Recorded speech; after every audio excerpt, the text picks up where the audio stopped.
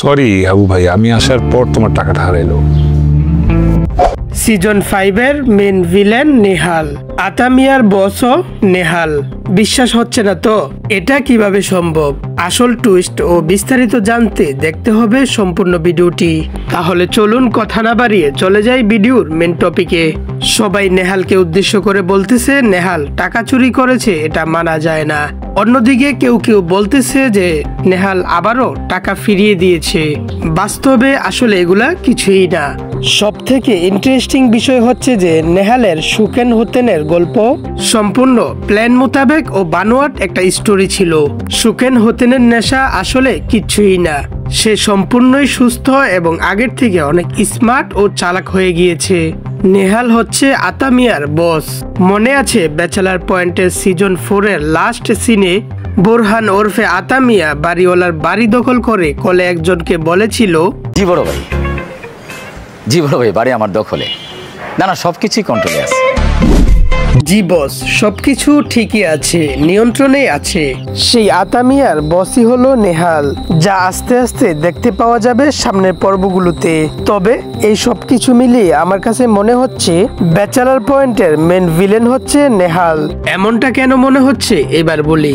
Bachelor পয়েন্টে সবারই family background দেখানো হয়েছে, শুধুমাত্র নেহালেরটা ছাড়া। আরিফিন বাড়ি থেকে রাগ করে বাইরে থেকেছে, তারপরও ভিডিও কলের মাধ্যমে তার ফ্যামিলির সাথে কথা বলতে দেখা গিয়েছে। কিন্তু নেহালকে কখনো তার ফ্যামিলির সাথে কথা বলতে দেখা যায়নি। ইভেন তার কোনো আত্মীয়কেও দেখানো হয়নি। একবার এক বিদেশি মেয়েকে নিয়ে আসছিল, তবে সেটা সকলের মনে বিশ্বাস করানোর জন্য যে সে আমেরিকান। তারপর আবার হুট করে আমেরিকা গিয়ে সকলের সাথে যোগাযোগ বন্ধ করে দেয়। এখন আবার হঠাৎ এসে হোতেন সুকেনের নাম বলছে। এমন হাস্যকর নাম দিয়ে হয়তো আবারও ব্যাচেলার পয়েন্টের সকলকে বলদ বানানো হচ্ছে।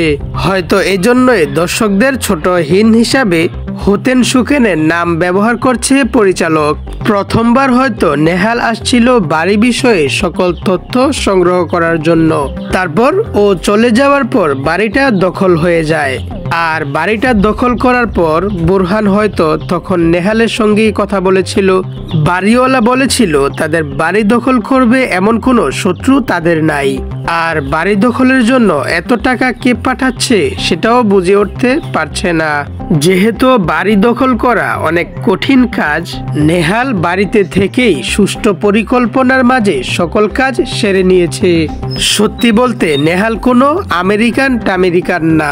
আমেরিকার নাম করে সকলের সাথেই সে ফাপড় নিয়েছিল, বোরহানের মতোই। তবে তার ক্যারেক্টারটা ছিল একটু অন্যরকম, সরল সোজা ও বোকা টাইপের। দেখা গেল বাস্তবতা ছিল অন্যরকম।